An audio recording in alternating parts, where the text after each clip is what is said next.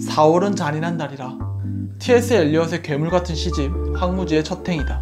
묵건대 4월은 겨울을 견디는 생명들이 만개하는 계절인데 어째서 잔인한 달인가? 힌트는 이 시집이 출간된 1922년이란 시간대에 있다. 이 시기는 제1차 세계대전이 끝난 직후였다. 그러니까 저 시간대는 이를테면 풍요를 가져왔다고 믿어졌던 산업혁명이 사실은 더욱 효율적인 살인기계를 만드는 자멸적인 도약에 불과했던 것으로 밝혀진 암담하기 짝이 없는 시간대였다. 다시 말해 진보는 파국에 불과했다. 그러니 봄이 무슨 의미가 있겠는가? 당대 유럽인들의 자신감은 박살났고 어차피 파국으로 귀결될 세계에서 새로운 것은 그저 희망 고문에 불과했다. 그러나 적어도 엘리엇은 회피하기보다는 폐허를 직시하고자 했다. 그리고 잔인한 봄을 딛고서 기어코 황무지를 완성시켰다. 무시된 나약함은 기어코 암초가 된다. 야만의 기록 아닌 문화의 기록이란 결코 없다. 발터 벤야민의 역사철학 태제 7번이다. 무슨 말인가? 이를테면 1296년 가공됐던 피렌체 대성당을 떠올려보자. 저 건축물에선 깊은 신앙심과 기하학적 아름다움이 묻어난다. 이른바 찬란한 르네상스의 중심지로서의 피렌체. 그러나 대성당 중축이 한창이던 1378년 극단적인 노동 착취를 버티다 못한 양모 손질공들이 단체를 들고 일어선 치온피의 난이 벌어졌다. 오늘날 비정규직처럼 치온피들도 열악한 노동 환경에 내던져져 있었고 또한 길드 결성권도 법적으로 금지됐기 때문이다. 참고로 피렌체에선 길드원이 아니면 투표할 권리를 얻을 수 없었다. 즉 치온피들은 노예였다. 그렇다면 묻건대 저 피렌체 대성당은 누구의 고열을 빨아서 지어진 것인가? 세상은 장님이라 단테의 신곡에서 등장하는 대사이다.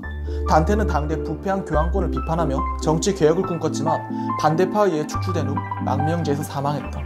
그러니 자연스레 단테의 눈에 세상을 관장한다던 저 하나님이 원망스럽게 보일 수밖에 없었다. 그래서 단테는 연옥에서 벌을 받던 죄인에게 세상이 왜 악으로 뒤덮여있는지 물었고 이에 죄인이 했던 대답이 바로 세상은 장님이라였다. 그러나 이 말은 허무주의가 아니다. 세상이 무언가 해주길 바란다는 것 자체가 이미 세상을 보는 눈이 왜곡된 것이다. 그리고 진단이 틀리면 처방도 틀릴 수밖에 없다. 본인의 오류를 신에게 돌리는 건 옳고 그름을 떠나 무의미하다. 그건 단지 본인이 면책되고픈 치기 어린 잔머리에 불과하다. 세월이 포도주처럼 시를 좋게 만든다면 글에 얼마의 세월이 좋은 가치를 가져옵니까? 이는 로마를 대표하는 서정시인 호라티우스의 물음이다. 물론 순수한 궁금증은 당연히 아니다. 자신의 새로운 시풍이 단지 오래되지 않았다는 이유만으로 비난받자 언제까지 캐캐 묵은 옛 그리스 시 형식에만 묶여있을 거냐고 역정을 내는 대목이다. 이때 일견 호라티우스의 분노는 지당해 보인다. 그런데 그의 후원자는 아우구스투스였다.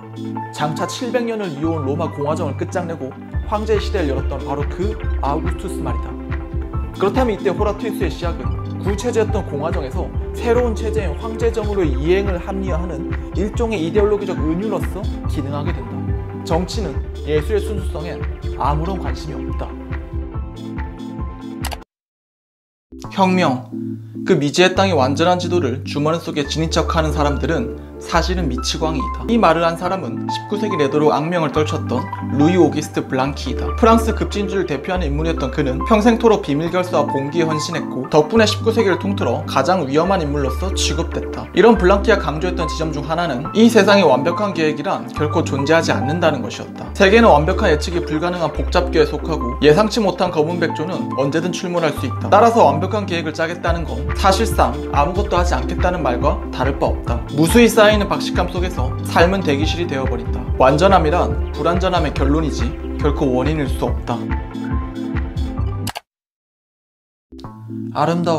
아름다움이란 우리가 가까스로 견뎌내는 저 끔찍한 것의 시작일 따름이기에 이 말을 한 사람은 라이너 마리아 릴케이다.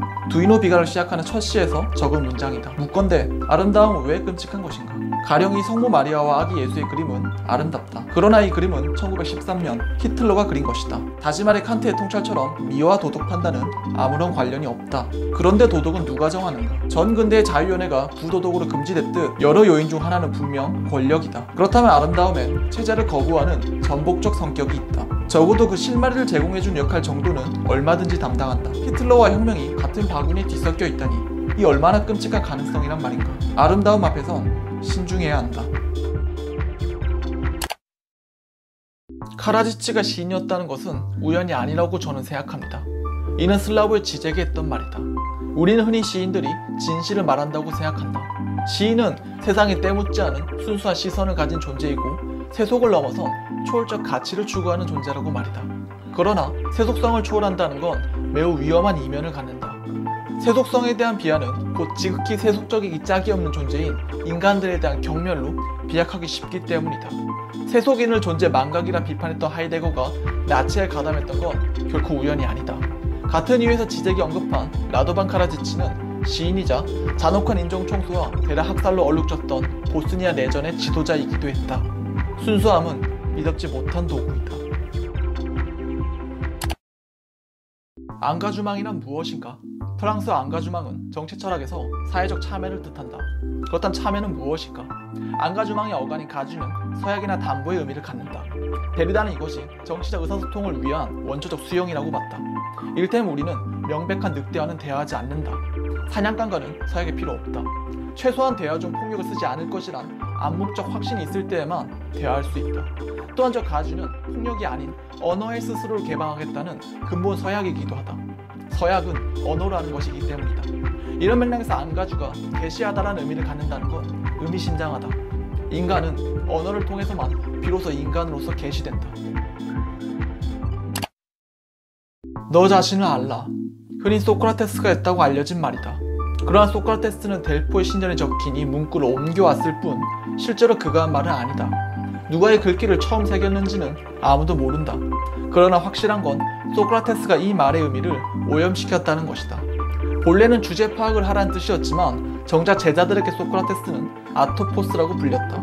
이 말은 장소를 뜻하는 토포스에 부정접두사 아가 결합되어 어떤 장소에 고정될 수 없다. 다시 말해 정체를 헤아릴 수 없다라는 뜻으로 쓰였다. 그것도 그럴 것이 소크라테스는 모든 통념에 의문을 제기했고 또한 새로운 알무르의 도약을 끊임없이 추구했기 때문이다. 다시 말해 분수를 알고 있다고 믿는 너야말로 제 분수를 모른다. 함부로 한계짓지 말라. 못으로 못을 뽑다. 라틴 격언이고 라틴어로는 클라분 펠레이다. 물론 잘 알다시피 못은 장도리로 뽑는다. 못으로 못을 뽑는 건 매우 비효율적인 멍청한 일이다. 16세기 유럽의 대표적인 인문주의자였던 에라스미스는 이 격언을 이렇게 해석한다. 악을 또 다른 악으로 추출한다.